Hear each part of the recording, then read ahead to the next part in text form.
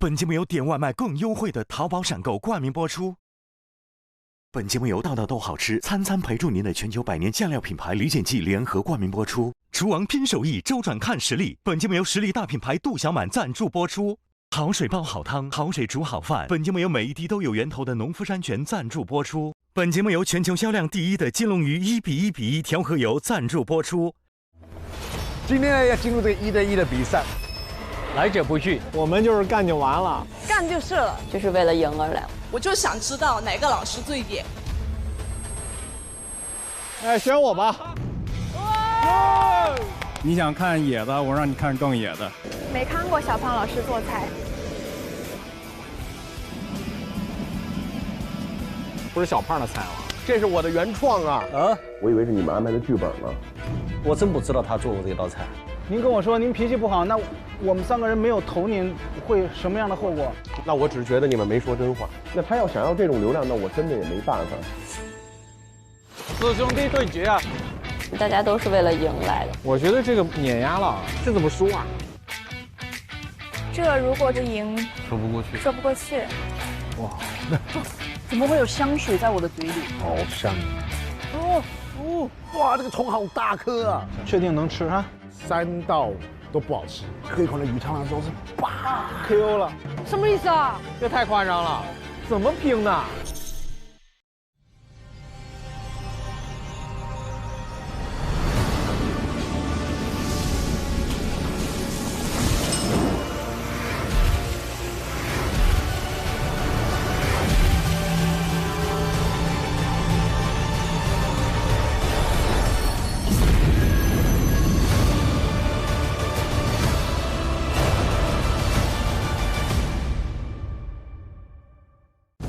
各位厨师，欢迎回到1v1单挑生存战。接下来，你们将从面前的12个食材箱中选择一种食材作为对决的主食材。我们根据烹饪的难度分为简单、中等、困难3个不同的等级，来看看他们的真实面目吧。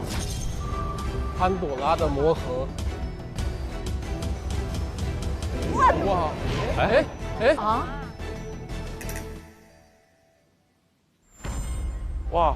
芋头、螃蟹，那个是不是菱角？有玫瑰花，牛舌，有鱼，黄鱼。这是一只鸡，对不对？这个是什么？那我也看不懂啊。那小龙虾吗？大螃蟹。菠萝蜜，我的天，这是给甜品的吧？是栗子吗？鹅蛋是不是？鸵鸟蛋，一般只是在那种猎奇的视频会看到有人吃鸵鸟蛋。这是什么？青蛙？是 度吗？还有毛豆。我们看不到，我们看不到。哦，他们能看见，可能。就是我们看不到，他们看得到。星厨们，你们暂时对食材一无所知，但别急，接下来自会知晓。素厨们，接下来将由你们自己来决定下一场对决的食材，并选择一位星厨，组成1v1对决。星厨没有拒绝挑战的权利。我们不能选别人吗？我们不能，我们只能被动接受。来者不拒，我们就是干就完了，干就是了。那我们肯定要让着他们先选呀。你可以来挑战我，但是我的这个非遗传承人的这个名头也不是虚的。我们每一位老师都很野，不然的话我们为什么站在上面？不生火味，但只要我们做好准备，我肯定是要往前走的，我会一直往前走，就是为了赢而来。我觉得压力在星厨。若有2位素厨锁定同一食材，那么恭喜你们，迎接你们的将是1v1v1的残酷3角对决。哦呦！这个 PK 的过程当中，3个人的 PK 基地跟2个人的 PK 基地，那肯定3个人的难度要大一点。选择及命运，好难。我是不是可以选一个那种老厨师不会做的？困难，往困难了招呼。对，既然来都来了，来都来了。有请1号素厨选择食材。我是来自云南普洱景迈山的傣族野生厨娘。我自己的做菜理念，我就比较偏向生态一点，都源于食材本身的这个味道。哇！这一次能够顺利晋级，我一定会好好把握机会，干翻新厨，让他们见识下素厨的实力。我自己本身身为傣族的话，对野生的东西就一直都很喜欢，所以当时我就想着就定它了。他选择的食材是豆丹。哇，那是什么？这什么东西啊？豆丹虫。哦。请上前选择你的对手，并说出理由。我选这道菜呢，也是因为我自己是山里长大的，我就想知道哪个老师最野。因为这个食材它本身就很小众，对人家来说是一点很恐怖的东西，不知道怎么做的那种，我就打算拿这个来打最野。看着都难受，治水感弄。豆丹的虫是这个90%的人是抗击的，包括我自己也看怎么做，不是说我是云南人我就喜欢吃虫子，虫子是最难做的。我很抗拒这些东西，即使给我来做，我都不愿意去碰它。我去过连云港多次，但是我不敢吃。哎，选我吧！比赛嘛，就是看谁玩的好嘛。你想看野的，我让你看更野的。好。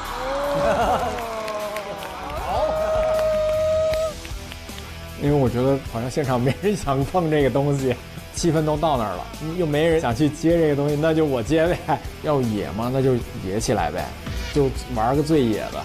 好吧，那就选毛老师。如果是毛新老师都被我打下来了嘛，我肯定是要往前走的。我的目标是这个。你好，你好。对战成立。有请2号素厨选择食材。我来看。老北京食神他第一场做的那个鳗鱼味道很正，它很传统，功力深厚。首先，我感觉这些食材对于我来说难度都不大，那首先是开心的。但是这些食材要想做好吃，还是需要难度的。羊河，我要拿这个东西来挑战一下。老北京食神选择食材羊河。羊河一般情况下是配菜，当成主菜还是有难度的。羊河的气味和味道都很大，处理起来很考验厨师的能力。我刚刚选那个食材的话，首先呢我看过，但是没用过，我真的还不知道什么口味，就想尝试。新厨的话呢，我感觉我最喜欢的这个张志成老师。因为我感觉张志成老师在北京的威望还是比较高的，技术呢也是年轻派当中的优秀者，所以我想跟他挑战一下。其实这个食材我也没有做过，我们可以较量一下。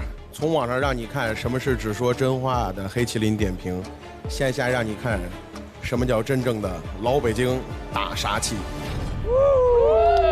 大杀器！对战成立。有请3号素厨选择食材。粤菜欧记，他之前是做很传统的粤菜的，手法娴熟，江湖地位也不低了。其实对小胖在18年他过去澳门的时候，我知道有这样的一个人，狂，他够狂，要挑就挑个强一点。速打速啊！哇，他也选了羊河。1v1v1环节已开启。好样的！现在也不是说打新厨了，连自己的不要打下来了。我在这儿能说句实话吗？说，我上午吃了你的炒鱼肚，真的很一般。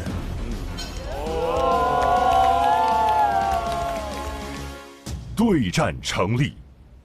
有请4号素厨选择食材。我也是想通过这次能够给大家证明一下，我不只是做漂亮饭，哇！谢谢老师，谢谢老师。接下来我是更想深耕云南菜，我就想选一个被挑战的老师擅长的食材，公公平平的。食材选择食用玫瑰。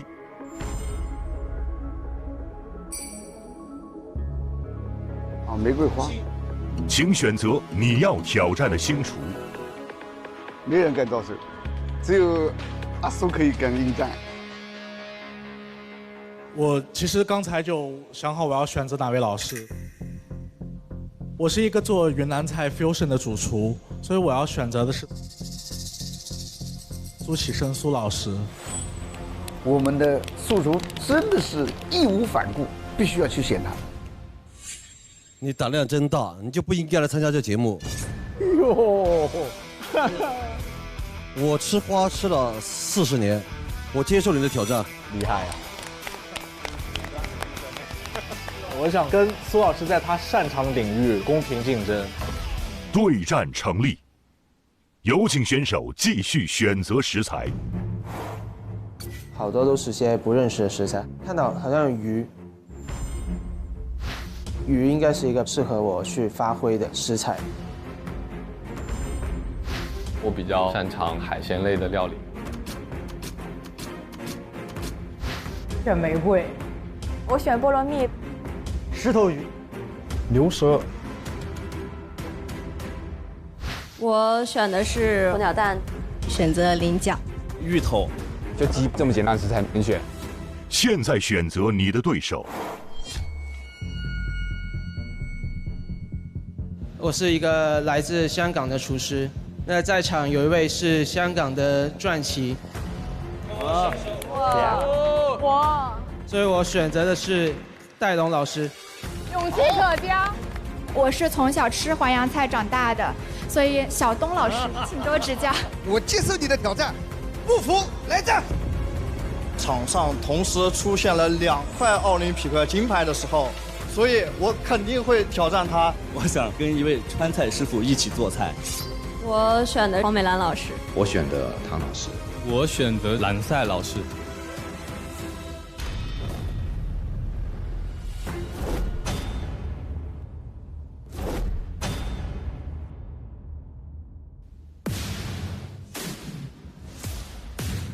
有请素厨登场。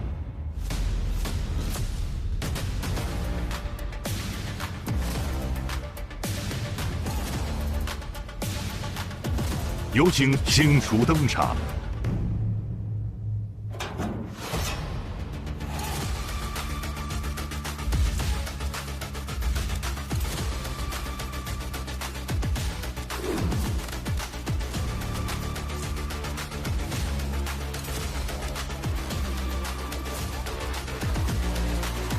欢迎各位进入星厨素厨的1v1正面对决时刻。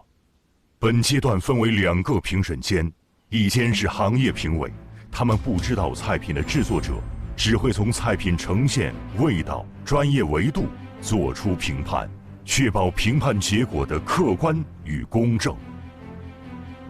另一间是大众评委，他们以全知视角深入洞察每道菜背后的所有细节，从食材信息到烹饪过程，代表市场发出真实的声音。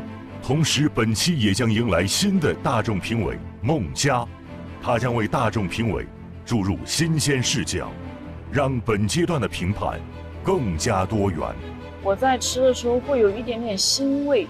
选择想要的评审间，来决定你们本阶段的命运。我也希望来到这个节目能够受到一些专业的点评，指出我一些料理上面的不足，然后我可以有更好的进步。美食的权威不应该只掌握在专业评委的手中，吃美食的更多的还是大众。我肯定选大众。选择及命运，好难。1v1单挑生存战即将开始，第一组选手请就位。来了来了，加油加油加油！小胖，小胖，加油！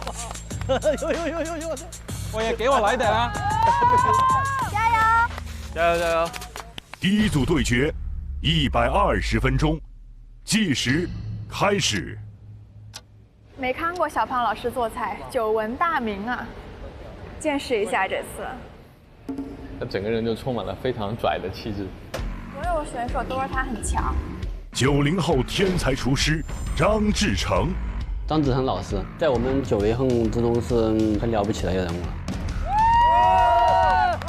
他在国内做那种黑麒麟探店的，就是特别辣评，嘴巴很毒的那个。大家好，我们是只说真话的黑麒麟点评。很有秘密，这我觉得这饭有点胡来了吧？你看看这煲仔饭边还有头发呢，来吃。很喜欢他只说真话的风格。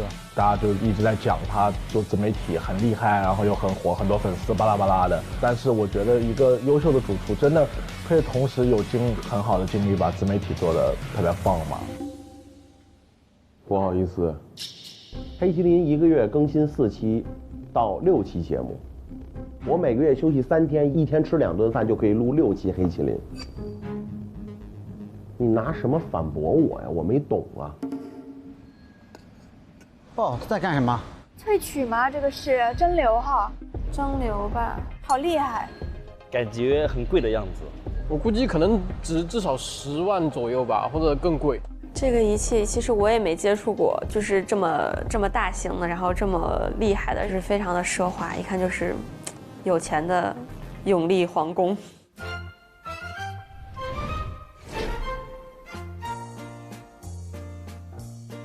大家好，我是永利澳门九坤餐厅的行政总厨张志成，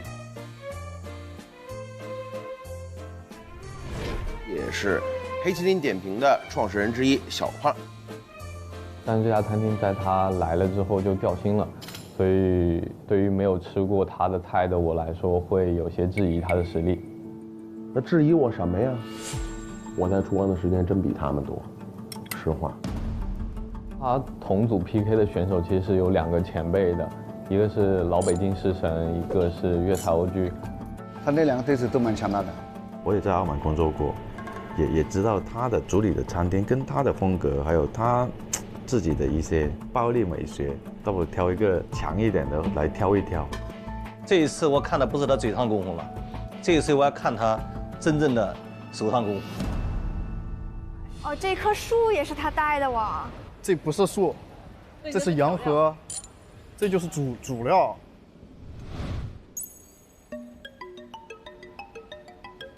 我当时真的打开那一瞬间，这是什么东西？这食材我们这儿几乎都没用过，而且那东西的味儿特别怪。见过是见过，但是没吃过。这大家都是很少去接触到这种植物。我带了一棵洋河树，我更多希望大家都了解洋河，因为我也不确定洋河是不是所有人知道。你不是对蔬菜最了解的吗？洋河这个东西一般怎么做？洋河呀，没用过。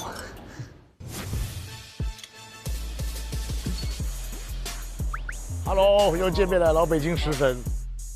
洋河到底是什么？洋河就是这个东西，可以直接吃的吗？它这个味道你试试，直接可以吃的。洋河你吃过吗？没有，但是好香啊，有点特殊的一个味道。香，对。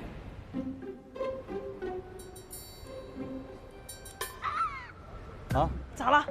这能接受吗？不是，因为它闻的味道是香的，所以我以为是香的，它是有点带苦，闻起来是香香的，但吃起来是有点带苦，是不是？是不是这个表情？我没有骗你吧？突然一阵苦，这样往你这样喷出来。这可以生吃的吗？可以。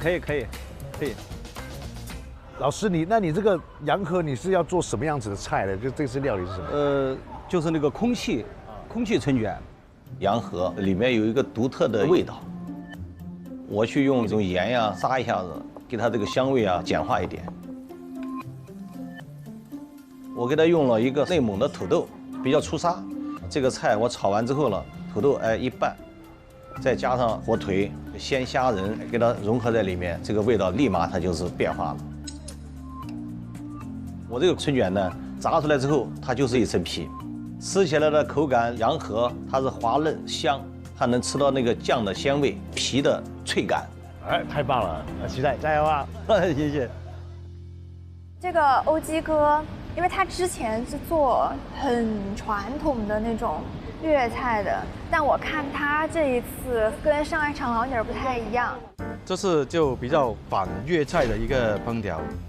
其实创作这道菜，我想的就是在烹调中回归到最本吧。羊河它本身的那种酸涩味是比较重，然后我在焯水的时候要加一点点盐，把它的酸涩味把它去掉，让它跟海鲜最亲味的一些东西混搭。最直接的烹调，火直接加热食材。最简单的调味料就是盐，盐跟火的一个结合，保留它自己原有的一个味道。那个什么东西啊？这个啊，羊浆的脆片。哦，炸过的吗？对，很简单，就让我的烹调全部都是用盐去完成的，没有任何的添加物。这边就是简单的食材，感觉是简单的烹饪的感觉。小胖好淡定哦。小胖包碾压的。Hello， 你好，老师。您好。这个大东西到底是干什么？提取榨汁儿？用这套设备呢，我们可以提纯洋河的原液。作为一个传统中餐厨师啊，我比较抵触分子料理，但我还是借助了高精度的旋转蒸发仪，那么瑞士产的设备。因为处理这个食材，我觉得更多是要把这个食材的独特性表达出来。给它加压，本来沸点是100度嘛，我们给它抽真空，让它假沸。假沸完了呢，开始旋转蒸发，蒸汽出来凝结，加热水蒸气上来，然后遇冷，马上凝成水珠就滴下去了，把它所有的味道都凝结在里。它这个纯度绝对远远高于那2个人。啊，然后我们再拿回锅肉炒洋河，因为洋河特别吃油，所以我们一定要用肥的肉来炒。好香啊！天哪！配上回锅肉以外呢，用洋河提纯的原液来焖饭，所以这雪白的米饭这锅打开的时候呢，就会有洋河的香气。它这个肯定很好吃的啊！它萃取的汁，用这个汁去焖饭，然后它再爆炒一个，既用了洋河的原型，又用了洋河的提纯液，所以我们叫双生洋河。哎呦，这搞全套了呀！给你视觉、味觉、嗅觉全方面碾压。欧记你在干嘛？先喝个茶是不是？老饕啊！哇，先把茶喝起来了。他已经快好了。其实自己一个人在做菜是蛮享受的。摆盘了，摆盘了。然后摆个漂漂亮亮的碟。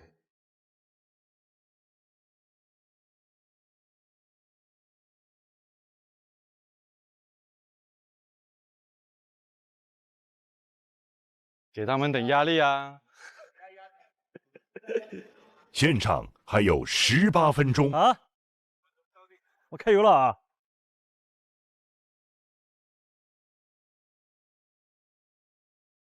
小胖也跑起来了。没事，他的装饰花都好了呢，要啥有啥。小胖那个可以的。15分钟倒计时。我感觉这个皮有点不太好了。怎么样？啊，炸坏了吗？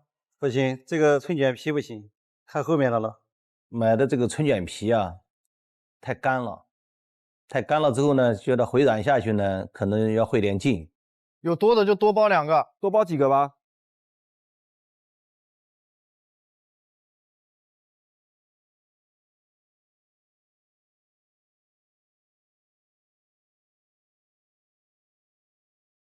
它不是每一个都鼓起来了，就现在就鼓了2个。对，他现在还在试。北京食神哥还有5分钟啦！5分钟啊，我都来不及了。不怕不怕，慢慢来。这要吃大亏了。这东西真的是不保证成功。哦，鼓了那个鼓了。哦，那个大盆里还有这个肥炸。哦，现在回炉，还没上色。没办法了，只有这样干了。但是它不用吸油吗？不吸油。这个不需要，它底下那个草可以帮它吸油了。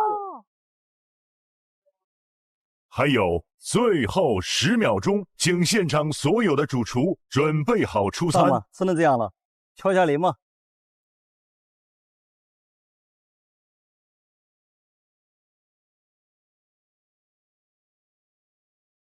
春卷皮不行，不好意思了，大师，我不得不说，这是我的名菜啊！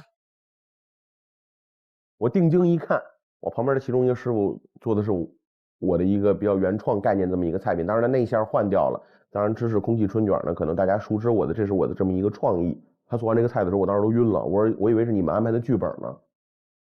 帕玛森炸春卷，我的个妈呀，这不是小胖的菜吗？地道，这是我的原创啊！那不行，这个菜呢，其实在我们这个上海这边啊，也就早就有了，就是做法不一样。其实我真不知道他做过这道菜。这个菜我很有感觉，我知道。他说啥？这是他的这他的菜呀、啊。对，我脑瓜子我以为回厨房上班了呢。这个菜如果我要输了，我也认了。不是，这是节目效果还是什么？挑战大厨的名菜。其实大家都是一个借鉴方式，中国那么多年的一些烹饪手法，那我拿个火枪去喷一下，我会去抄袭人家吗？我拿个锅铲去炒一下东西，我会去抄袭人家吗？是一个多方面的借鉴。这个炸失败的太厉害了，你为什么不问我呢？我真不是傻，我都愣在那儿了，我都不知道说点什么。真是原创菜，孙子撒谎，甭管谁都不敢废话。我有17年朋友圈了，一炸一次的，我只要这空气得把这套炮制式的理论没有 Shinoice 都是抄袭。因为配方我已经在黑麒麟里公开了，那几百万人都看到了。那他要想要这种流量，那我真的也没办法。但是我不建议你们盲目的组合，因为洋河这么辛辣、这么清爽的一个东西，你非要在上面配一个芝士，然后上面要盖一层柠檬碎，这事儿它成立吗？它不成立啊！我给你两个挑战，就是要给你两个搞一个。那你为什么要做我的菜呢？啊，这知道呀！我这没理解，这也不综艺啊，看着多尬呀！大师，这个菜呢，不是完完全全是他原创的。我们上海张厨是炸蟹粉，以前最早的时候就是讲像春卷一样的做出来，最后的话呢，我们也就是做这种空气春卷。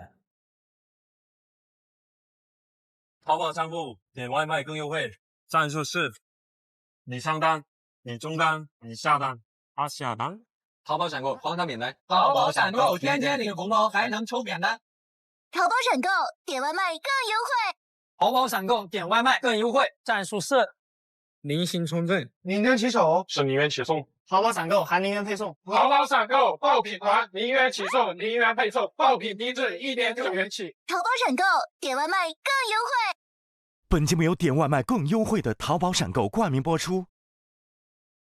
李锦记薄盐生烧，减盐味更鲜，全国销量第一。厨王拼手艺，周转看实力。本节目由实力大品牌杜小满赞助播出。好水煲好汤，好水煮好饭。本节目由每一滴都有源头的农夫山泉赞助播出。营养均衡就吃金龙鱼1:1:1，金龙鱼1:1:1调和油，全球销量第一。本节目由百厨认证弹出好功夫的陈克明华夏软坛面赞助播出。本节目由我家海鲜慢长成，闭着眼睛放心吃的1.8米赞助播出。江南美食先在常州，感谢本节目文旅战略合作伙伴中国常州鼎力支持。现在你们要从2个评审间中选择一间作为你们菜品的终极评判，一间是行业评委，另一间是大众评委，请做出选择。我们选大众吧，好吧？人多，我选择专业的。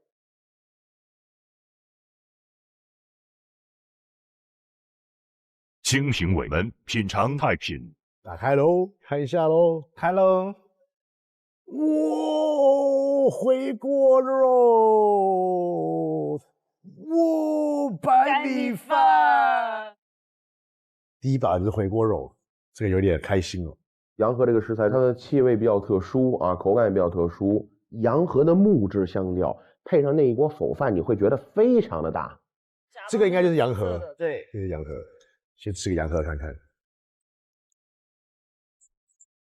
它是除了回锅肉之外，应该是它有葱，葱之外就是洋河。我特意把这3个一起夹起来吃，这一混搭，哇，你反而觉得综合了洋河本来有的那个苦味变得很有力量。他用了洋河的汁液去蒸的米饭，哇，真的绝。跟刚刚吃起来完全不一样。对，我吃到好吃的东西，我会不自觉的身上会有一些肢体语言会表达的会比较多一些。可以，可以，对吧？这个是洋河啊，这个是洋河。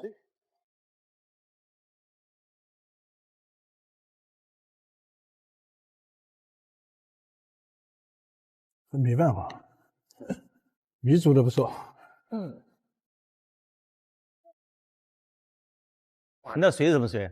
啊，洋河呀，洋河提纯啊，洋河提纯，那是里面的味道大不大？那必须大呀，嘎嘎香。哦，哇，有点像那个白色奶茶一样，就是它是有味道的，但是它又是没有颜色的。请评委们品尝第2道菜品。我是根据中餐的手法改变了一些外观的一种西餐的形式，但是里面的味道还是那小时候的味道。哇，这个酥脆的声音，它吃的肯定口感各方面还行，这是真的这个春卷皮不行。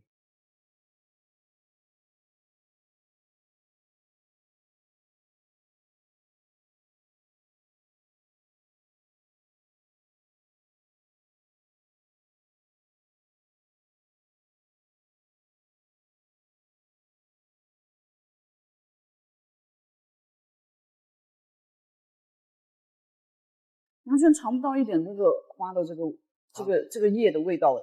洋河的味道没了，就是完全融在里面。谢谢。可以先喝咖啡吗？这是洋河咖啡吗？不是，洋河油柑。其实创作这道菜，我想的就是突出它的本味吧，利用贵州的一个酸汤，跟它去做一个融合，跟海鲜最轻微的一些东西混搭，保留它自己原有的一个味道。还有油柑加洋河做一个利口汤，酸后带甘。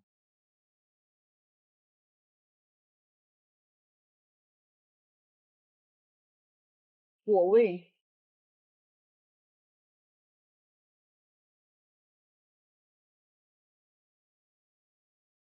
很鲜，很新鲜的鲜。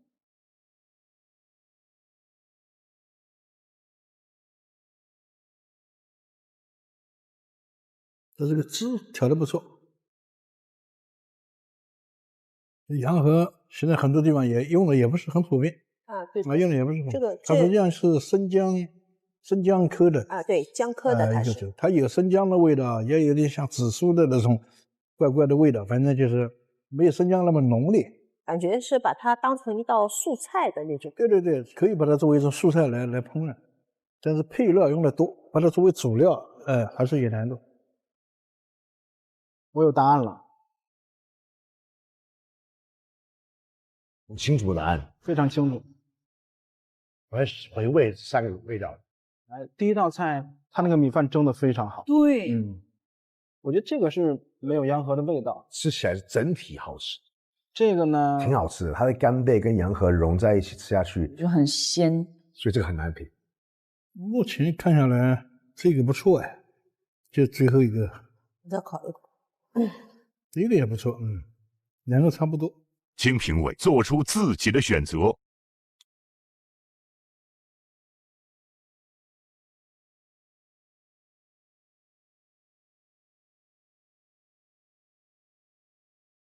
现在票数统计完毕，3位厨师选择的是大众评委。这道菜的话呢，如果选择专业评委是肯定是不行了，因为你在专业的基础上面已经失去了它这个菜的这个形了。大众，没毛病，哥。大众，来大众吧。首先揭晓行业评审的投票结果，2比0比0。2位行业评委投的是张志成，一个他煮鸡突出啊，煮鸡突出，他拿捏了很准，好吃啊，好吃，满口菜，对，可以多来2碗饭的那种。行业评委的投票不作为结果，请3位前往大众评委的房间。谢谢，特别感谢。Hello， 我想问一下，那个那屋评的是谁？我啊，是您。哇，为什么不选内务？因为我就是希望把所有能决定厨师命运的交给非行业的人。我希望大家能说真话，我接受任何的结果。张老师还有一个问题要问你哦，就是听说之前你的餐厅啊，就是好像这个心掉了一颗，是不是？不是掉了1颗，掉了2颗。掉2颗啊？对。那这个你有什么？为什么在节目里会问我这么毒辣的问题？我脾气不是特别好，我27岁就接手了别人的米其林2星的餐厅，也做了当时全亚洲福布斯最多的5星级酒店的行政总厨。当然您说到这个，我只能对我的团队，对我身边的所有人，因为我的脾气，因为我的个性，因为我的种种，我没人能让他们一起跟我共赴荣誉的殿堂。哇，这问题我真是没人跟我说，我真是不撒谎。您跟我说您脾气不好，那我们3个人没有投您，会什么样的后果？那我不介意，那我只觉得你们没说真话。没说真话。我们心里还是有3道菜的答案的。我觉得有的人把洋河这个很小众的一道菜发挥到了它应该有的位置。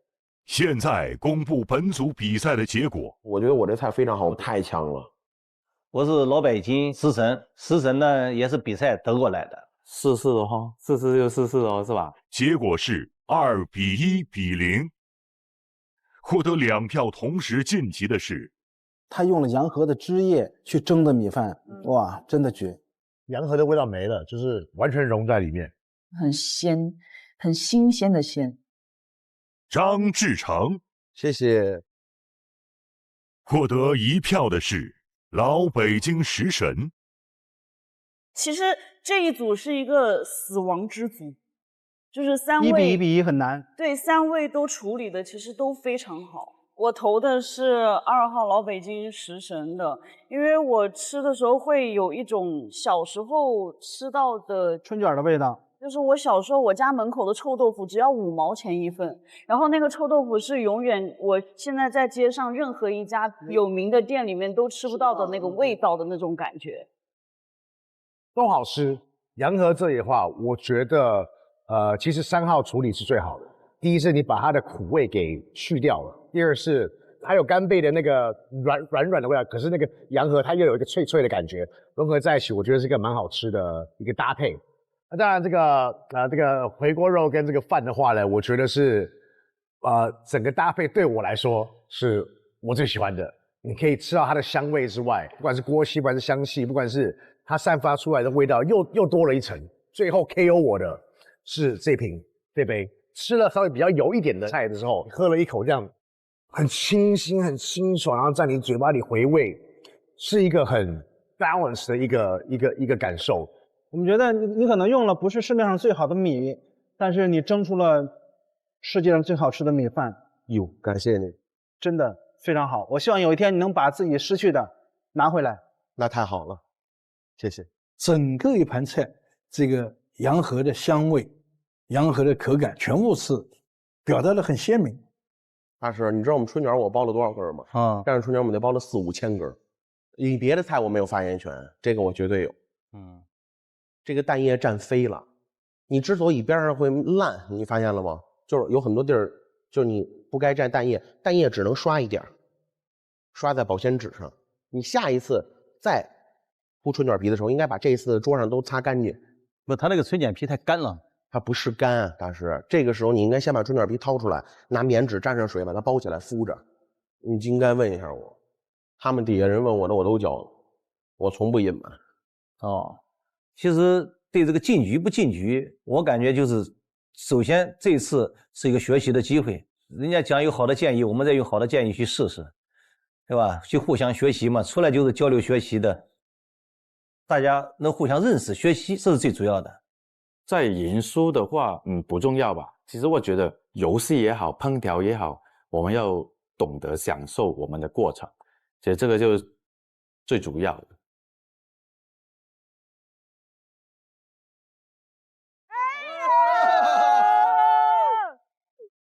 龙哥，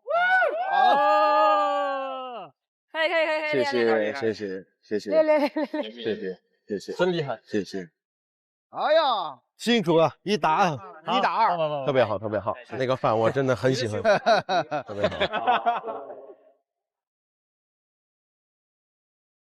哎，你看那个大厨，这锅转的真叫一个绝啊！哟，确实，没点实力不能转的这么灵活。但要说转的溜，我觉得还得看杜小满。怎么说？这杜小满大品牌有实力，所以产品也特别给力，合作银行资方100多家。关键是灵活借还，当天借，第2天就能还得上，需要的时候再借出来，手头松了再随时还上，既省钱又省心。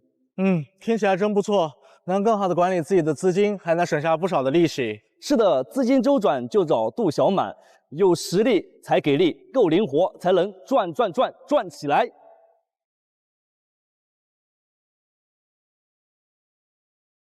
来了，师兄弟对决啊！开始！师兄弟之战。奥林匹克金牌队长齐强，我队长，他是我队长。第2轮我就直接奔着强哥去了，谁选他，那我就接着选那个食材。食材不重要，我的目标就是强哥，不管他在哪，我都去打。其实呢，团队里面有很多人私底下还是比较不服我的，想真正的1 by 1跟我试一下，我是对自己是非常有信心的。我是一个经常比赛的人嘛，因为我的 title 也是奥林匹克的一个队长。我18年的时候就代表中国国家青年队去巴基斯坦阿布扎比，最近的一次就是参加了我们的奥林匹克烹饪大赛，拿了一个团队金牌，然后那时候也是一个队长的身份。因为跟铁光磊经常一起比赛，所以我对他还是比较了解的。《孙子兵法》里面有一句就是知己知彼，你就不会惧怕任何东西。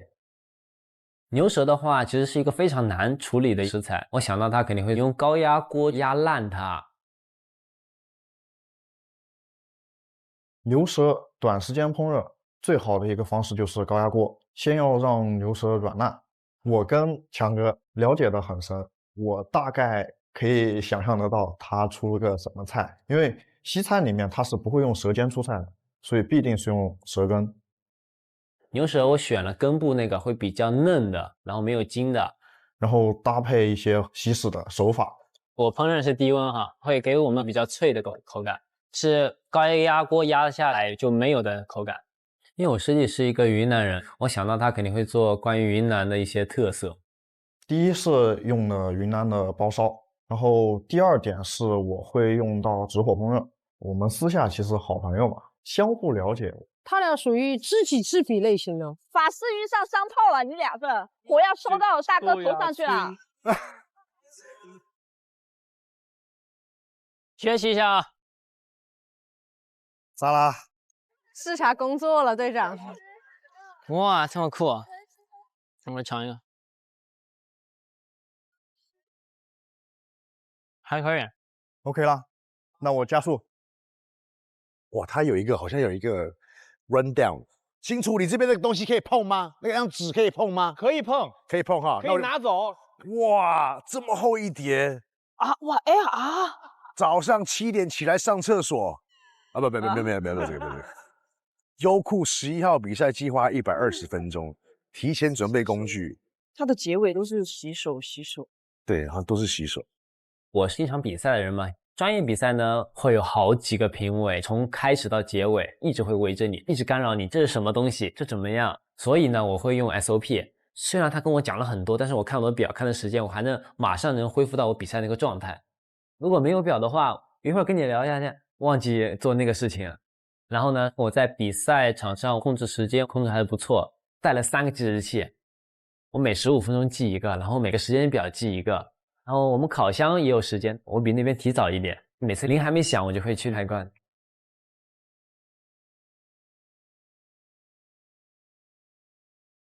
哇，好厉害啊！天哪！我不会那种很乱。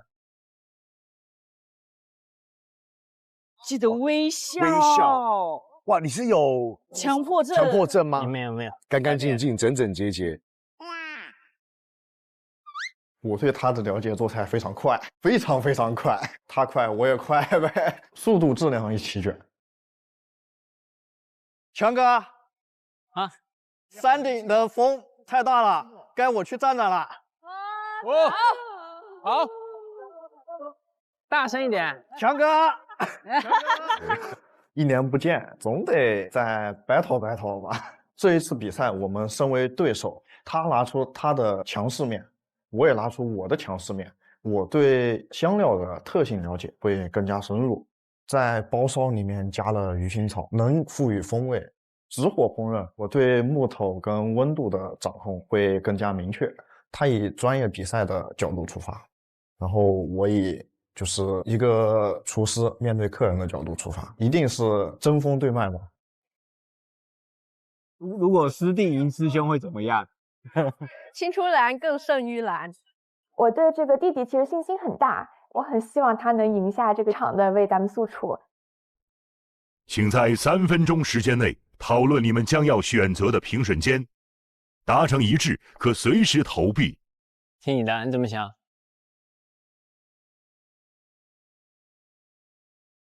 还是我们直接给他交给命运？交给命运，直接好。那来了啊，直接来了啊！哇，有点紧张啊。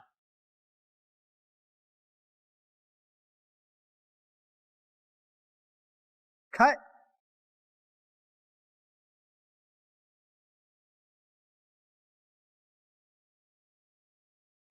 请评委品尝第一道菜。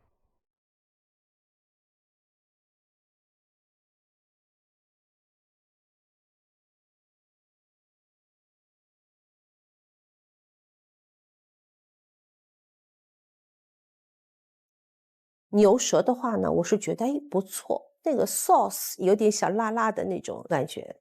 牛舌吃下去，还有菠萝和菌菇的焦香，是有层次感在里面的。紧不紧张？紧张啊，背脊发凉，浑身是汗。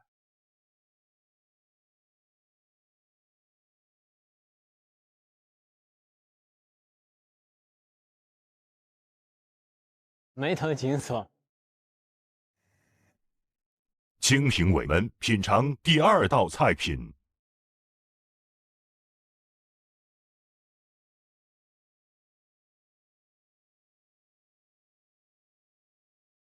第2道是共享的，大家来分食的。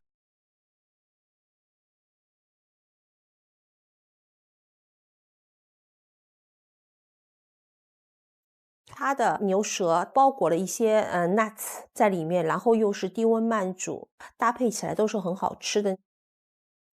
这个牛舌吃起来就比较爽脆，调味更柔和一点。从复杂性上来说，它这道更复杂一点，就做了更层次感。吸收的感更浓一点。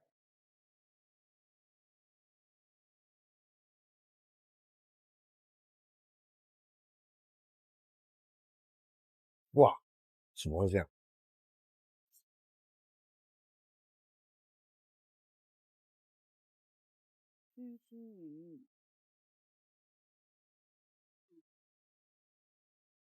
它的土豆确实没有入味啊。请评委做出自己的选择。哇，这个难。投票结束。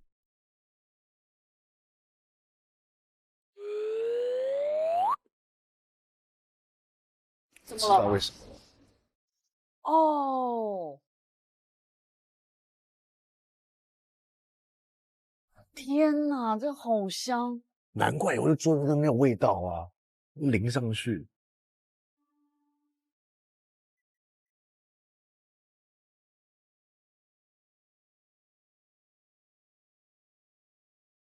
希望他们是选那边。2位厨师选择的评审间是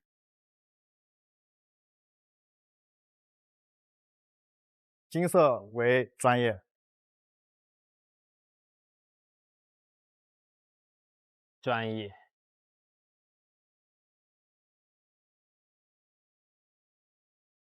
现在公布比赛结果。从个人角度出发，肯定是希望自己赢呀。其实我的菜是比较偏向专业的，那我还是对自己非常有信心的。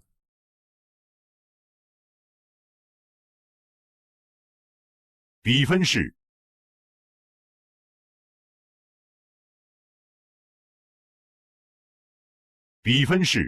1比1。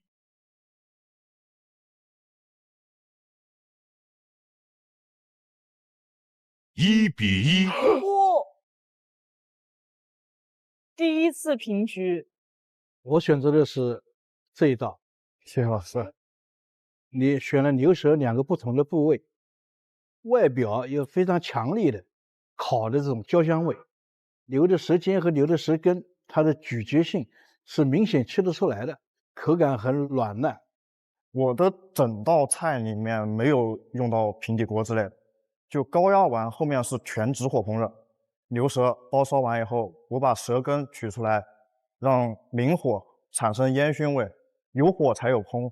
然后呢，像这一道菜哈，就是我其实觉得整体来说低温慢煮，虽然说你的温度是提高了一点点，但是呢，我觉得脆度还是 OK 的，因为在2个小时里面其实做的完成的很不错。对于我低温来说的话，2个小时其实远远不够的，它要长时间去的。然后我搭配了一些法曼根尼呀，很多土豆和奶油啊，然后就会比较融合一点。这次带来一个非常专业性的菜品，牛舌外面还包了一层火腿。因为它里面的咸味不是很重，用了火腿的咸味综合它，还有一层菌菇馅，最外面一层用了我们中国元素猪网油，提供了很多的那个油脂。因为行业评委1比1打平，所以决定你们命运的就是大众评委的选择，所以请2位去到大众评委的房间。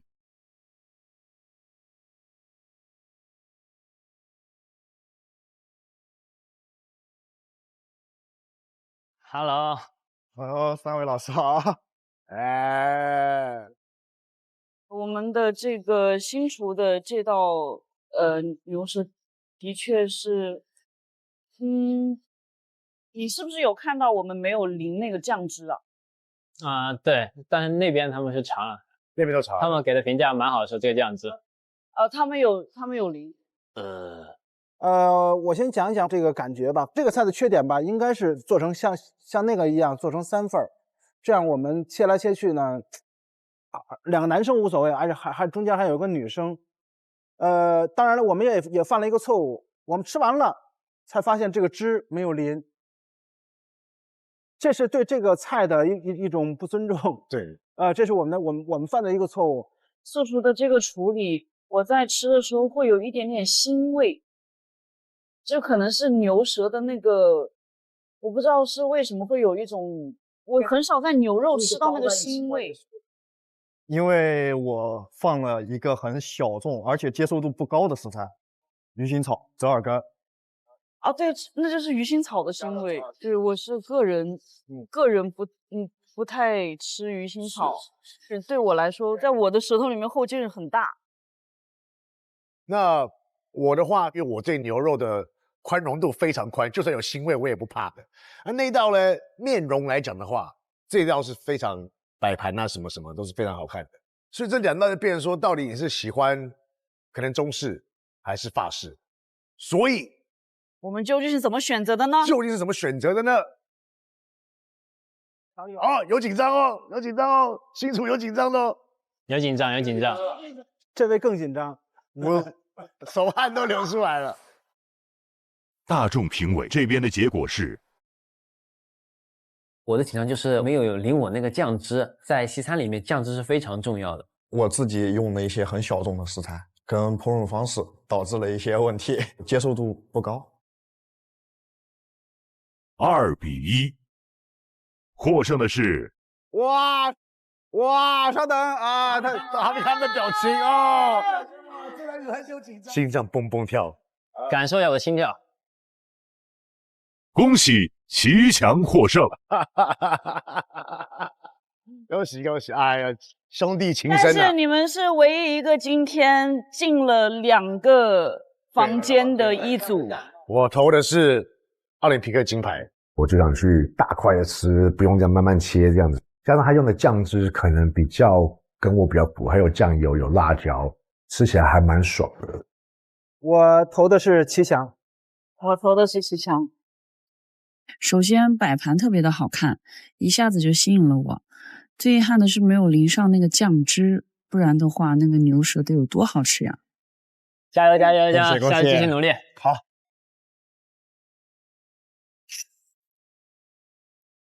强哥，我们俩不管是谁输谁赢，其实都是代表的是一个师门的荣耀。对于我们而言，就是我们俩谁杀都 OK， 希望他走到底。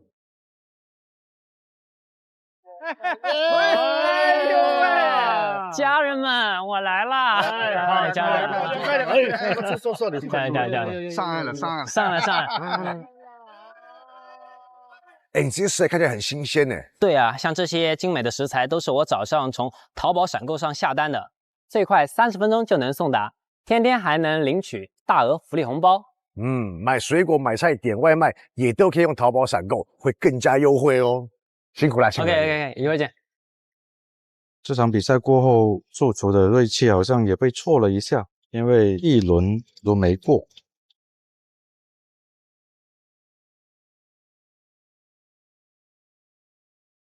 来了，蜀圈天菜哦！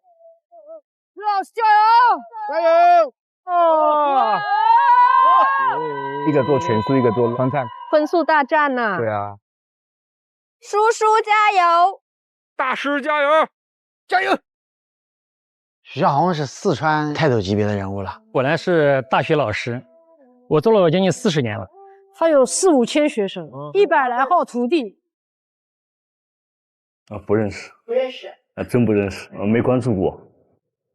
他既是餐馆的经营者，更是国家级非物质文化遗产传承人，用很多科学的方法，发酵了、萃取了，运用到我们的烹饪过程当中。不用去了解，我觉得我有8字真言。是什么？不管不顾，我行我素。叔叔他是做素食起家的，他在广东那边有个叫古源的一个素食餐厅有名。他们餐厅是今年刚上广州的米其林，他是那边主厨。那挺厉害的。因为我是做素的嘛，也选了芋头。芋头它的特性就是一定是粉糯的，一定要给它做到入味、糯、香，才是选择了天妇罗炸跟菌菇去结合嘛。其实这个菜它最早是根据北方的炸茄盒改良版的过来，它有它本身的自带的一个香味，就看你在如何一个状态下去烹饪。我的所有套餐，它就像一段恋爱史一样。我们刚开始你两个人交往嘛，交往你必须得润色一下嘛，你情我愿的，大概再试探一下，到中间了，就是两个人已经定型了。最高潮版的时候，哎，两个人热恋了，差不多了，该亲密了嘛。给情绪价值，同时一定要有温度，好吃。炸的一般会比较油腻一些，我旁边配了一个甜品，桃胶跟芋头的结合，甜嘛，两个人一直走到底嘛。蜀圈天菜呢，它素食的烹饪手法是跟我们这些传统的中式料理有不一样。它做素食料理应该是比较能突出芋头风味。蜀圈天菜会赢的，他对蔬菜了如指掌。对面那个师傅做什么？做鱼啊。芋头跟鱼我真没搭配过。我觉得有信心跟他比呢。第一个是我本身小时候就喜欢吃芋头，第二个川菜历来就是把普通的食材做不普通。拿到芋头的话，第一要突出芋头的糯香，炸制这个愉快，让它的这个包裹性，这个芋香味呢更浓郁。加上鱼，酸菜鱼嘛，酸味油脂让它的糯更加的延绵。慢慢熬个10分钟，我们把芋块放到汤汁里面，小火熬，有点粘性。拿出这一款菜的设计之后，我的口水都流出来了。这包好吃的呀，这怎么说啊？妈，那放2台什么玩意儿？蒸馏仪、旋转蒸发仪哈，这个其实提纯效果特别好，提花香啊这些东西都特别可靠。它就是通过这个负压，越冷却那样越还原度高。这徐老师号称化学级的教授，他那个芋头为啥会用到蒸馏仪呢？酸菜鱼吃完之后呢，总觉得嘴里面会少一些东西。我用旋蒸仪去提取茉莉花茶的清香，做一个甜品。让口味有起伏。老师您好，你好，这是什么？这个是我们的低温悬针仪，提那个水溶性的香薰物质。哦，所以这就是您萃取出来的。哦，对，我来喷一下里面，10分钟它就会消失。啊，10分钟就会消失。对。哇呀，我喜欢这个味道，是吧？哇，茉莉花香。还有一个很神奇的豆瓣香水，对手背，对，豆瓣，对，啊，只有豆瓣提神香水，感觉闻起来很好吃。对，就是酱香那种。真的豆瓣酱的那个味儿。真的。是，所以这个也是用这个机子来提纯的。好，对。人类在发展，社会在进步，我觉得不管是什么样的菜，一定要借助现在的能量，现在的这些个仪器，我觉得能做出更好、是的、更美的美味来。是，就是因为之前我跟老外在做一个联名的时候呢，老外说这川菜呢很好吃，但是上不了大雅之堂。而同时的话，那一场对决之后呢，我就发个狠，我说我一定要开个餐厅给你们看一看。于是我就做了一些低温料理、萃取，还姜汁乳化。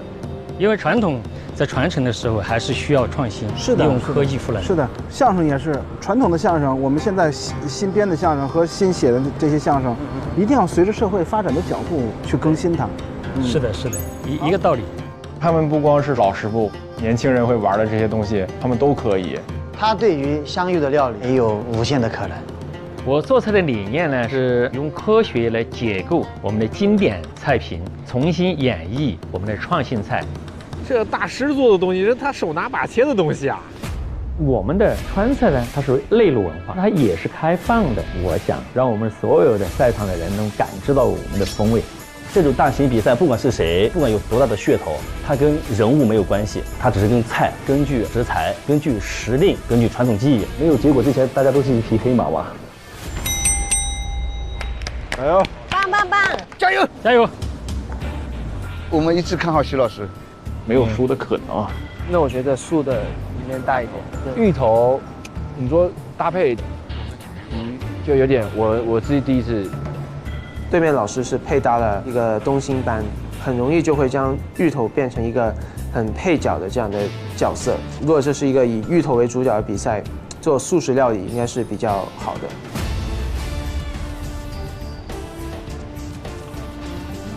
请黑衣人传菜，你这个1.0哈，请评委品尝第一道菜。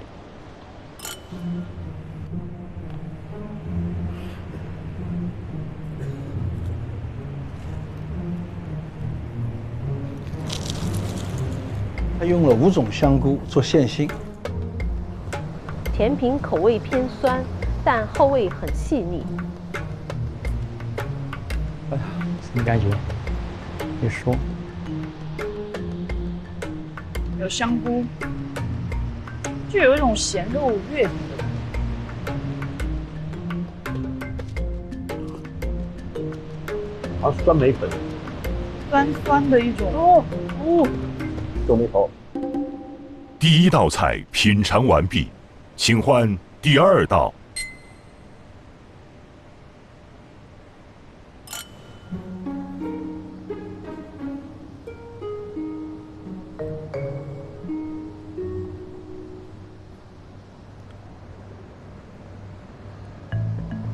这个芋头是能够吃出一个酸汤的一个味道。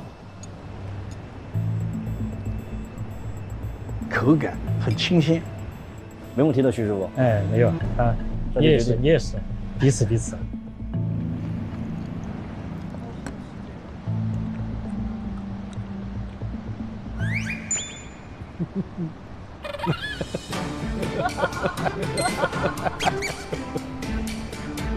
好吃啊！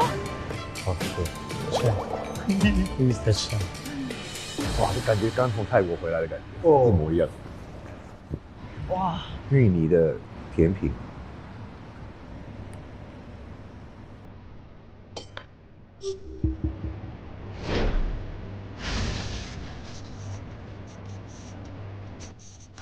真好吃！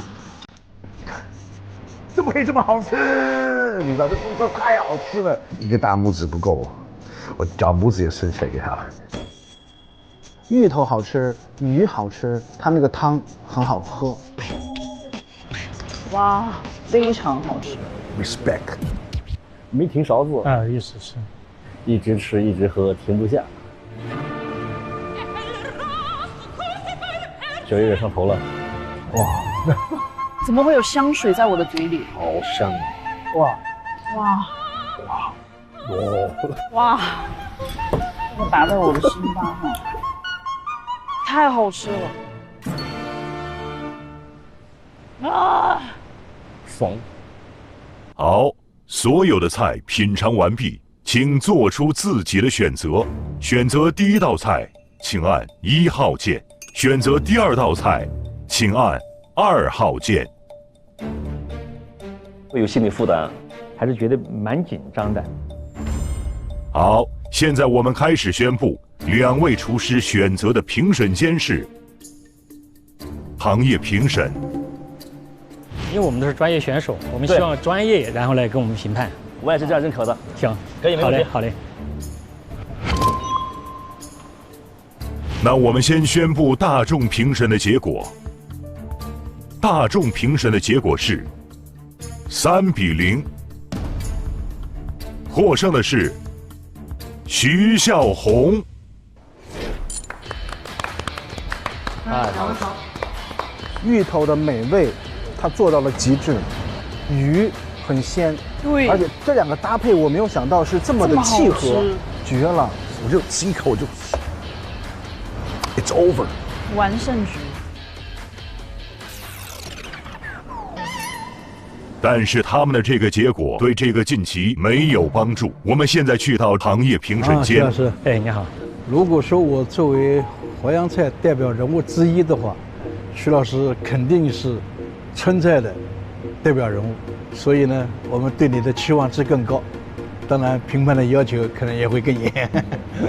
今天有点打鼓，但是我觉得有信心。我们是专业厨师，从技术层面、从风味层面，我们交给专业的评委。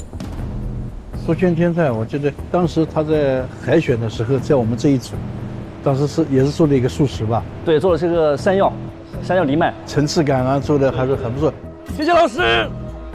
哦，所以大家对你的期待也是很强的啊。老师们也对你有期待了，下次走就完事儿了。本组1v1单挑生存战的结果是，这个芋头是能够吃出一个酸汤的一个味道。他用了5种香菇做馅心。2-0，获胜的是徐孝红。好，谢谢2位评委。好，邵老师。溯源天菜呢，之所以没让你过，一个呢就是整体的味型偏淡，比较平啊，没有什么起伏。就是里面的馅心也好，芋泥也好，整体的口味，2个的口味都比较平。不同的菌菇，我觉得你应该赋予它更多的生命，就是你不要把它们全都混在一起，分开来，就是各自展示它的各自的一种香味。我觉得这道菜会更精彩。我觉得他不及这场比赛，我觉得他就跟学生跟老师做饭一样，我称他为老师，我只是一个学生，所以以这样的心态去做，我觉得即使输了，我也很开心。徐老师他就是味道变化就很丰富，因为拿到芋头的话，首先第一要突出芋头的本身的糯、香，又不压它，但是要赋能，所以我就想能不能用酸菜，然后它复配之后呢，它没有那么腻，而且用了高汤去赋能它的鲜味，这样的话就香了一张。那吃了这个热菜之后呢，要清个口，我就用低温萃取，这样既突出芋的香味，同时又有茶香。这个一道菜里面，它就有味觉的起伏、口感的变化，让人很惊艳。我有吃到最好吃的芋头，金汤芋头。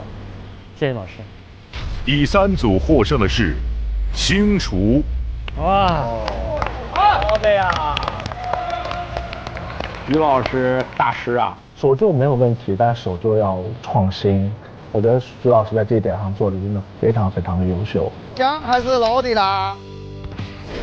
我也算一个年轻的老人嘛，因为参加这些比赛呢，可以跟年轻人在一起比拼，让我收获也蛮多的。你看我带的这个姜多可爱，我也想成为一个可爱的人，所以姜，我也不会奥特曼啦。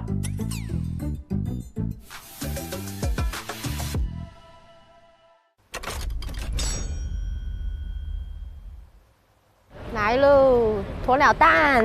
好，加油！加油！加油！加油！王老师加油！王老师，喂。请选择你的对手。我选的是黄美兰老师。好。她不是那个甜品女王吗？因为我本身也叫甜咸全弄了。我是通过甜品晋级的，下一场我要做一个咸的，跟你挑战一下。您虽说是做甜品晋级的，但是你是复活赛晋级的，看来再欠点火候。百厨大战，不服来战，我接受你的挑战。好的，没事儿，我们下一场见。女强人的比拼。120分钟计时开始。你做过鸵鸟蛋吗？我之前用过2次。用过吗？鸵鸟蛋是不是很腥？它的腥味是鸡蛋的4到5倍。哦，那很腥哎。鸵鸟蛋的腥味存在于蛋黄里面，所以它的蛋黄是一个难点。黄美兰做什么？谁知道？估计甜品吧，这是甜品是吗？她只能做甜品，对。我有考虑过做咸的料理的话，有一点点腥味的话是可以接受，但是甜品是不行。但因为我是个甜品师，那第一个必须拿出的就是甜的。米兰还是厉害的，他们餐厅20多年都是3星。The Fuck That， 它是英国唯一一家做分子料理，在2004年首家拿到米其林3星的餐厅，到现在2025年一直没有掉过。他是那个餐厅1线的甜品师，不是一般人能做的。他是唯一一个中国人，对，还是女性，而且他的 offer 从来没有被拒绝过。对，我从来没有被拒绝过。然后我是从一个最严苛的餐厅之一的厨房里面出来，那我们都身上长出骨头来了。我们对自己的作品很有信心。我的主题就是英式早餐。一道以鸵鸟蛋为原料，结合一些创新手法，制作一道英式早餐冰淇淋。我把混有培根的牛奶加热后过筛，只为保留培根的咸味，再把去过腥的鸡蛋液倒进去，用来作为冰淇淋的原材料。它直接在火上加热，对厨师要求非常高的，一般小孩火都不敢用，炒一炒炒成炒蛋了就。这都是这个西餐分子料理黄埔军校出来的人。这是什么？它测甜度。测甜度。它很精准地告诉你它的甜度。我觉得我今天来到这个比赛啊，完全就是学习嘛，学习再学习。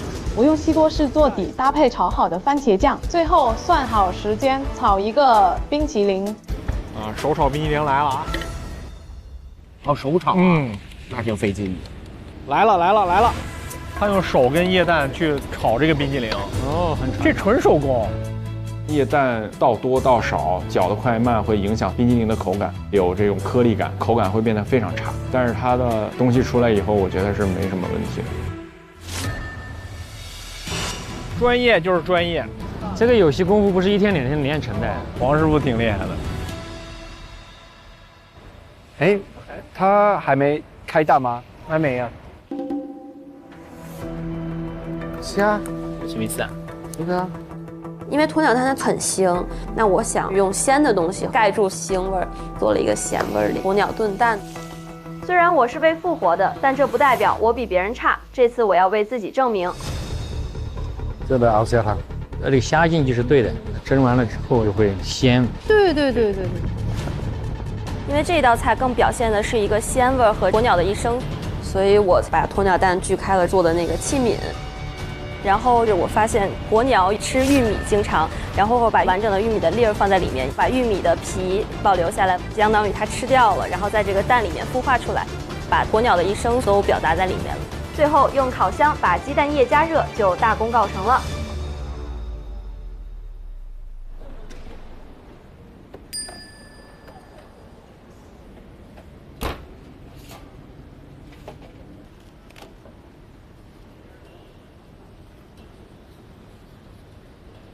它的鸡蛋生的，没蒸熟。哪里会熟？现在你去看，熟了，没熟，你去看，中间是水来的，真的没熟。怎么会呢？对，你看现在又包这样子，马上再蒸过。后面那两个不知道为什么没有上气儿，没有蒸到那两个。因为万能蒸烤箱是热风循环，蒸锅是蒸汽循环。对，热风循环蒸这个蛋特别不好蒸。战旭，要加水烤一下啊！万能蒸烤箱弄这弄不熟啊，把锡纸要拿来呀。都不相信啊！我这，我能骗人吗？我没懂啊！我这，那主要是没时间了。它这个蛋至少蒸25分钟。紧张了一下吧，但是我觉得这个东西就是天时地利人和，不行那可能确实是有些问题，行了就行了。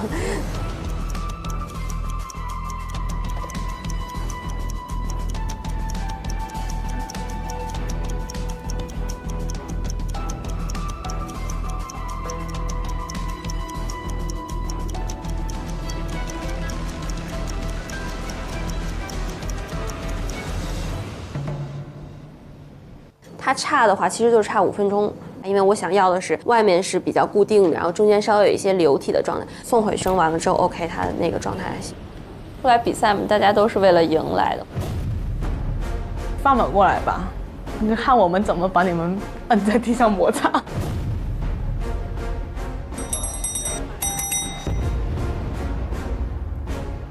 简单来讲，王老师肯定 OK 了。我觉得这个碾压了，这个包赢的。最近工作上有压力没有？那感情上有压力还没有？那啥压力让你头发这么掉啊？最近工程款回不来，下个项目又缺钱，东拼西凑也凑不全，我焦虑的每天晚上睡不着啊！小齐给你支一招，用钱别内耗，杜小满随用随到，额度最高20万，最快1分钟到账，都不给你时间内耗。生意好伙伴，用钱好帮手，资金周转就找杜小满，好省好省心。本节目由点外卖更优惠的淘宝闪购冠名播出。李锦记薄盐生烧，减盐味更鲜，全国销量第1。厨王拼手艺，周转看实力。本节目由实力大品牌杜小满赞助播出。好水煲好汤，好水煮好饭。本节目由每一滴都有源头的农夫山泉赞助播出。营养均衡就吃金龙鱼1:1:1，金龙鱼1:1:1调和油，全球销量第1。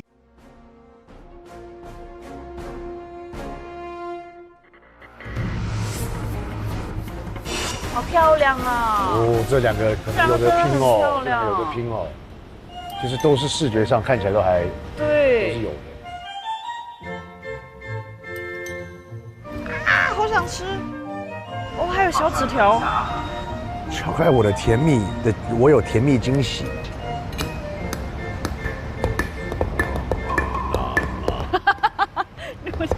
用力点，还是比较温柔，大力点。巧克力，哦，怎么了？这是可以直接吃的意思哦。可以啊，巧克力。哦，这就是甜点的。哇，哎，我第一次吃到这样的甜品哎。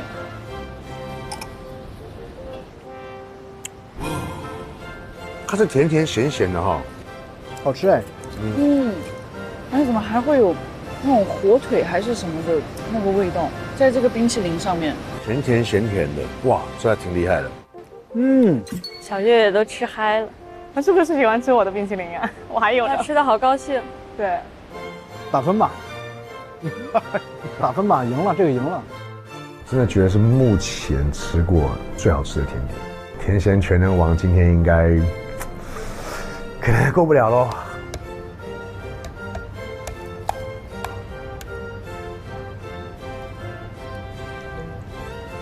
是巧克力吧？巧克力做了有点厚。请评委品尝第2道菜。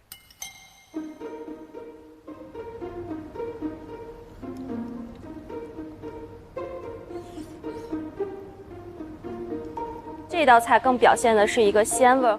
啊，哎，味道好浓郁，是不是？哎，哦，哎。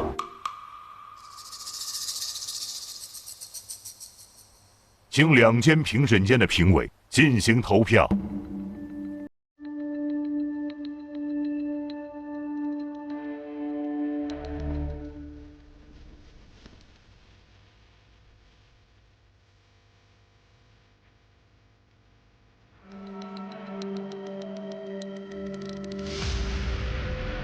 现在票数统计完毕，本组选择的评委是。我都可以，我都可以。那我们专业吧，专业吧。老师好，很好。甜咸圈的王，就是你觉得这一道菜好，还是上一道菜好？其实我觉得就是这2道菜它都有自己的一个优势吧，因为这一道菜更表现的是一个鲜味和这个把蛋的这个一生都表达在里面了。汤的话呢，其实有一些就是半流体的状态的话，其实是因为有蛋清有蛋黄，模仿了它这个在里面孵化的一个过程。我从英国过来的，英国呢我们有一个 English breakfast 是英式早餐。所以我就用英式早餐为主题，然后通过创新的方式来呈现传统的甜品。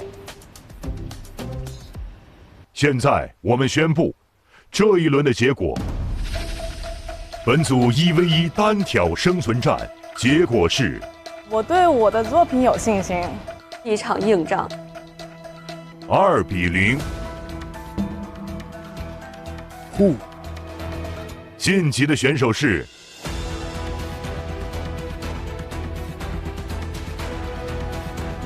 甜咸全能王，谢。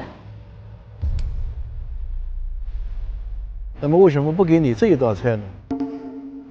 因为你这个蛋壳是巧克力做的，可能做的比较结实，所以我们在敲击的时候，非常难把它破开，给食用的人带来了很大的不方便。巧克力做了有点厚。我之前有做过薄的蛋壳，但是现场的温度很高，一下子就化了，那没办法，那我只能做它厚一点点。蛋壳是一个问题，但是里面敲开来以后，我觉得就是那个培根加面包加番茄酱，再加上你的冰淇淋，其实我觉得这个4样东西各自为政的那种感觉，是相互抢味的。为什么要给你这个菜过？你把鸵鸟蛋的本味表达得很好，鸵鸟蛋和这个鲜味也表达得很好。这个蛋羹在蒸的时候火候掌握的也会很好，就是它比较丝滑，我可以感觉到所有的层次很好。哇！我刚才话说早了，哇这个还有个。还有后劲，对，好浓郁。然后到嘴里了之后，然后还变味儿了。哇，网友们真的有点对不住了啊！这个真的，哇，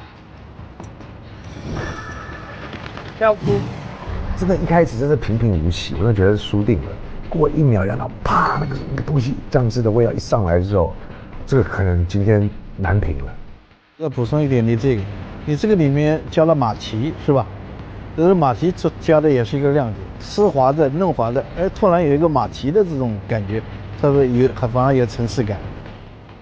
甜咸圈的王，这次要表扬你一下，比上次有进步。谢谢，这回我笑了。被夸当然很高兴，老师们完全的从我这个菜里了解到了我想表达的内容，这个是对我来说比较重要的一个事儿。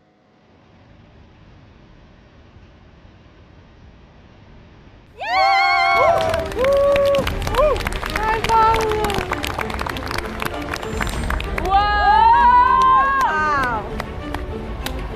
棒！其实我还是蛮看好我们咸甜全能王。我当时其实很紧张，我想我们不会被打团灭吧？然后看到他出来，我们素厨确实是长舒了一口气，也给我们助厨队伍给了很大的鼓励。加油！我不服，老师吃不懂我的菜，我不服啊！啊？什么意思啊？这太夸张了啊！这太夸张了，夸张，太夸张了，这个太夸张，不行，要抗议，这个太夸张了，怎么拼的？不要给你们丢脸了。我现在很不服，你知道吗？如果还有机会，我必定把他们打趴。我不会后悔这个决定。如果再选一次，我还是选择专业，我一定会用我的菜打动老师。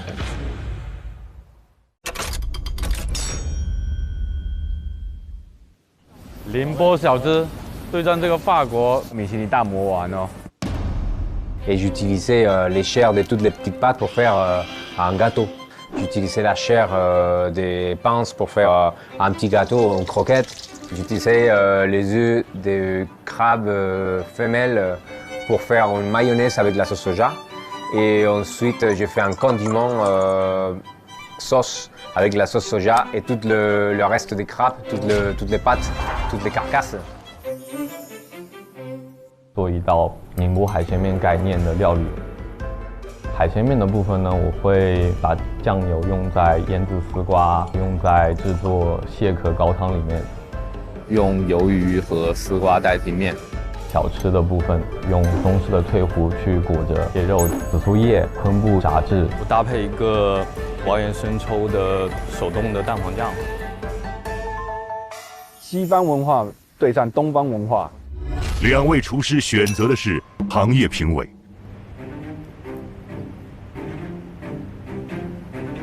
结果是2比0，获胜的是江南 Style。你把蟹的主体表现得很突出，我能感受到它是具有宁波风味的一道菜，就是酱汁也刚刚好，能够把蟹提得更鲜。 这个蛋黄酱我是用薄盐生抽搭配无菌蛋呐，还有柠檬汁去制作的。薄盐生抽的鲜味非常的足，用它制作出来的酱料搭配海鲜，像蟹这种可以把蟹的鲜味凸显出来，它的肉同时会有一些回甜。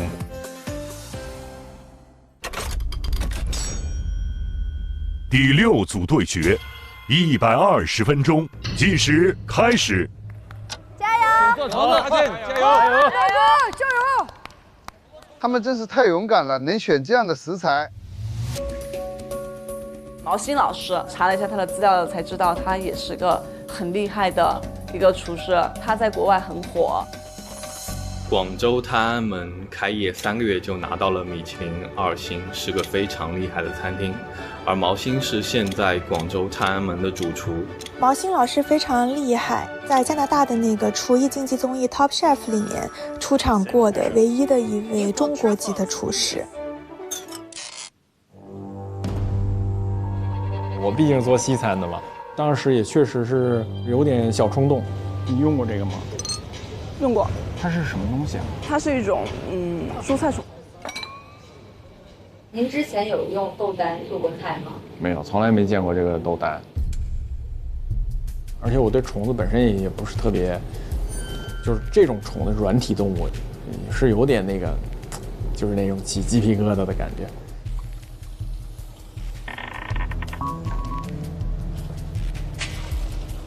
我非常抗拒去摸这个东西，我有生理抵抗，很长时间去适应这个虫子的给我的这种刺激。那个爆浆的吧，那个，我跟你讲，我拿到这个食材，我直接吓死。摸一下我都浑身难受。看我都难受，不要让我摸。哇，云南人这不一样，徒手，够生猛哈。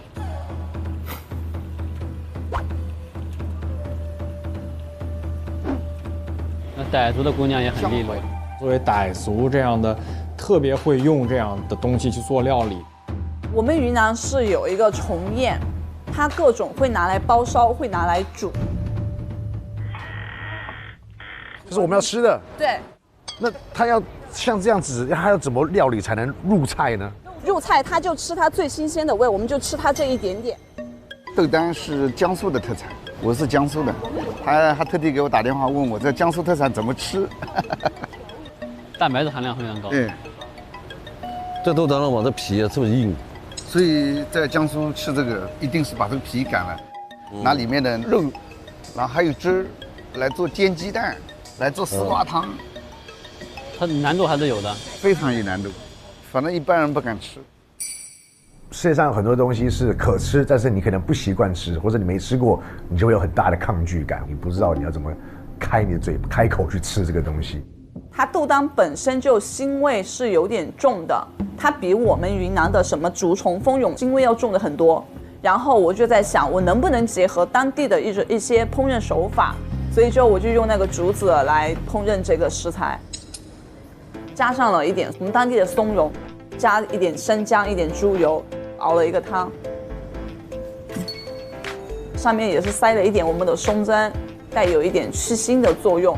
用我们的煮蜂蛹的方式，用火烤，烤出那个竹香味。我已经闻到了。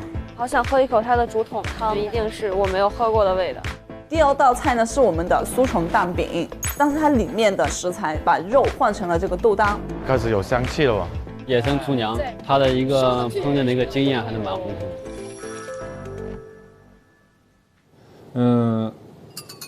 我觉得挑战一下吧，我可能会用一些西餐的方式呈现，从它的肉到它的皮，整个把它运用到，看看能做出什么样的东西。报道了，加油！炸了对吧？炸了是吧？报道了，一血。西餐处理这个东西还是有一些困难。我炸了几个试了试，然后我用火腿和干巴菌加在虫子壳中间提鲜，丰富口感。哇，这么香，干巴菌的香味出来了。然后再做了一个虫子蒸蛋，蒸蛋的同时还能吃到这个肉。我把虫皮磨成粉，加进汤里，补充膳食纤维，效果可能会比较意想不到。我觉得中式跟西式的 PK 啊。宝信老师虽然很擅长西餐，但这次我有绝对的信心，我更擅长料理虫子。地道的口味和虫子的结合，这一次我让他们知道什么是高手在民间。就是它只是提供了鲜味，没有什么特点。我希望让评审吃到完全不同的食物，颠覆对虫子的想象。你能看到它，但是你又不觉得好像我在吃一个虫子，会挺有意思的。加油！有！We can discuss which one is winning. Who Chef was? Mao or the lady? Lady. You think the lady? 我觉得傣族的姑娘会有看头啊。口味上来说，肯定是我感觉对面会更加的丰富一点。虫子蒸蛋能比虫子煮桶饭还好吃吗？请选择你们的评审间。你选什么？我想选大众。我想选行业。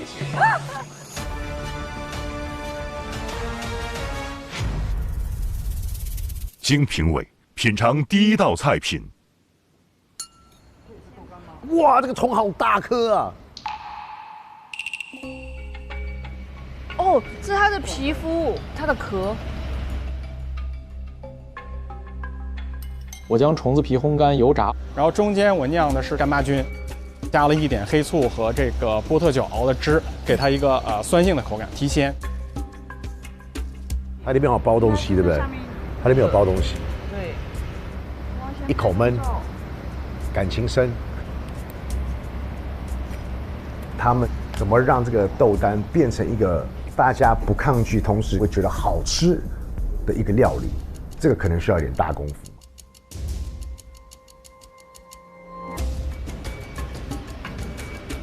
我第一口下去还没有咀嚼的时候，那个味道就已经在我嘴里面散发了。它的味道是非常丰富的，而且是我非常喜欢的重口味的。哦，哦，蒸蛋啊！做了一个虫子蒸蛋，它味道非常的鲜。如果处理不好，或者是你的这些概念没有被评委接受，那可能你就会输啊。哦，他还给了一个甜点。甜点。用那个豆丹做的甜点吗？它的皮肤吧。哇。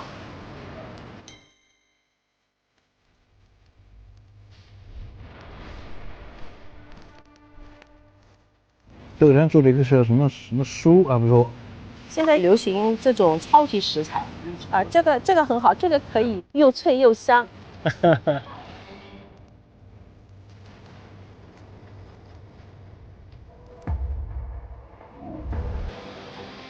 经评委品尝第二道菜品。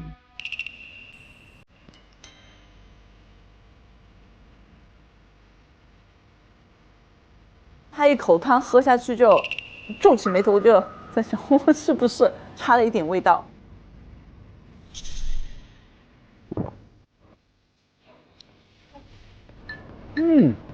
口下去，竹子的鲜甜味充满口腔，虫子肉也很嫩，很好吃。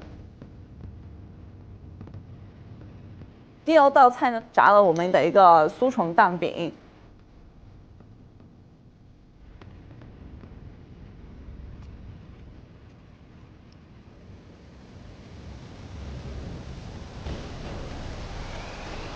选择第一道菜，请按1号键；选择第二道菜，请按2号键。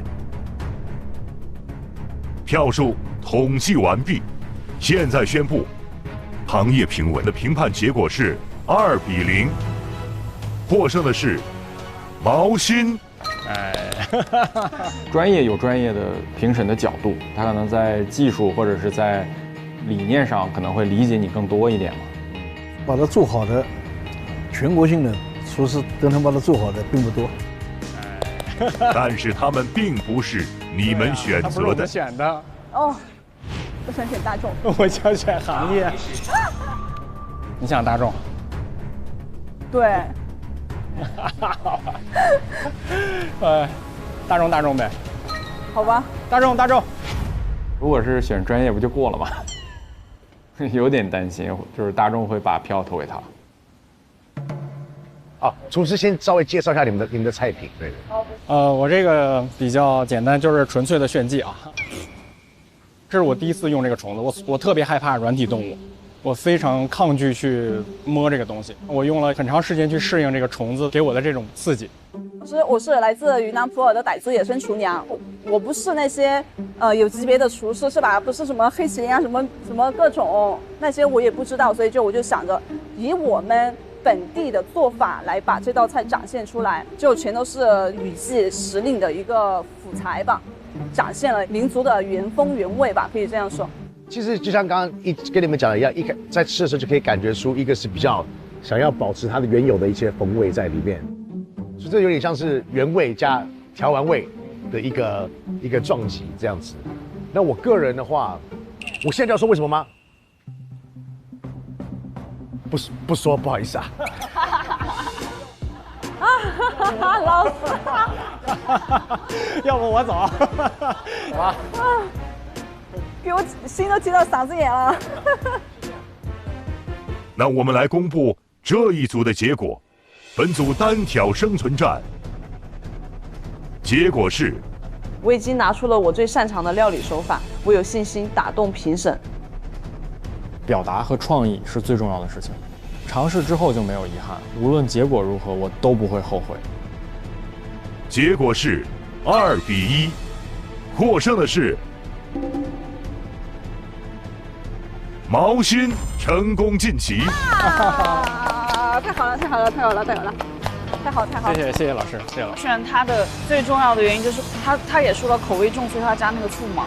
我吃第一口我就开始跳舞了，是好吃的意思。但是我又不敢，我就只能在上面这样晃，我就觉得很好吃。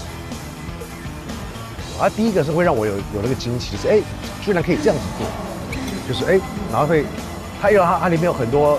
我感觉还有很多不一样的调料跟味道，内容物对，然后你吃到它那个算是它的壳的时候，就脆脆的，脆脆的，还蛮特别的一个方式。他把这个豆干放在茶碗蒸里面之后，你吃起来就像在吃茶碗蒸一样，你没有感觉说你现在在吃一个虫子或者什么。恭喜，获胜的是星厨毛心。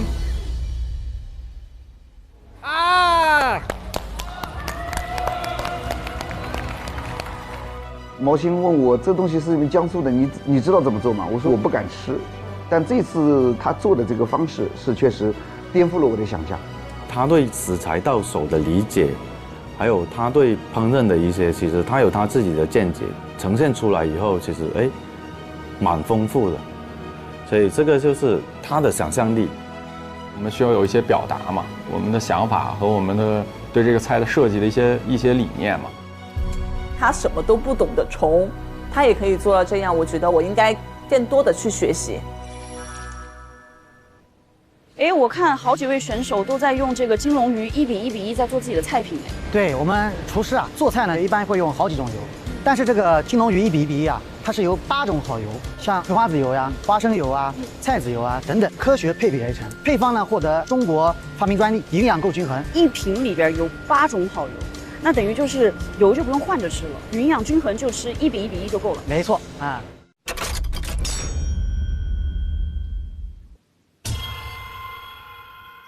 本班菜的非遗传承出来了。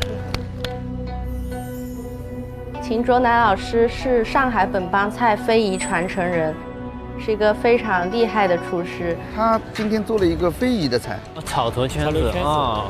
我今天展现我们上海非遗烹饪技艺烧的一个浓油赤酱，萃取了它的汁水，泡了菱角。汤品用大自然的山珍调了一个汤。菌菇汤最好就是用这种天然的泉水来炖。平时在店里的话，我们也会用农夫山泉这种天然水来煲汤做饭，做出来的菜更鲜，味道就是不一样。天然的食材还是要配天然的水，整个汤才更有鲜味。这个稳了，有点意思。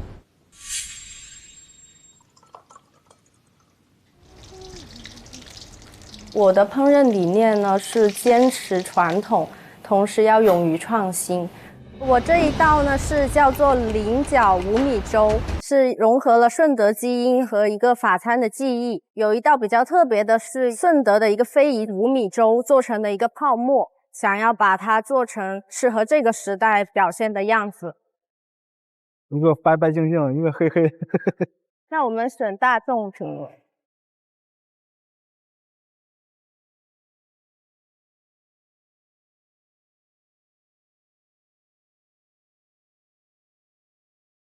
结果是2:1，获胜者是秦卓南，恭喜晋级。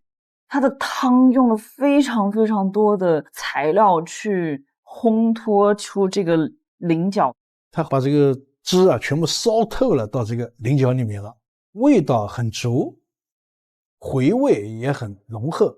如果大家都去做融合了，那么我们几千年传统烹饪技艺就没有谁可以去接棒，再去代代相传。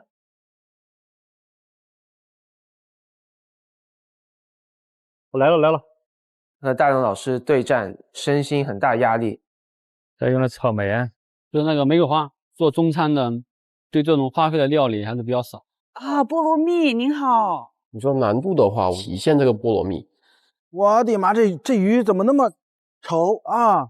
我看它这个样子都不想吃。哎呦，戴了个墨镜。在选它的时候不知道它有毒，了解之后才知道它有毒。没杀过这个鱼，我之前亲手做过这个，我对这个食材的一个理解是很有自信。颤抖吧，大师们都拿出真本事了，古法秘制啊，行云流水一样的操作，一气呵成，看着就带劲，漂亮，好看的，那也很有特色，好吃。5000块钱一碗嘞，那个油炸大黄鱼丸一点味都没有了，在炒饭面前。是那个炒饭的味道。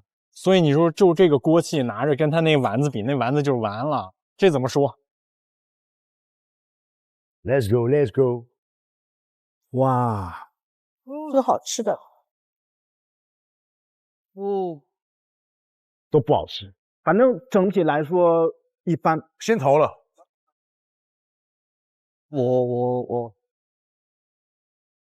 我退却。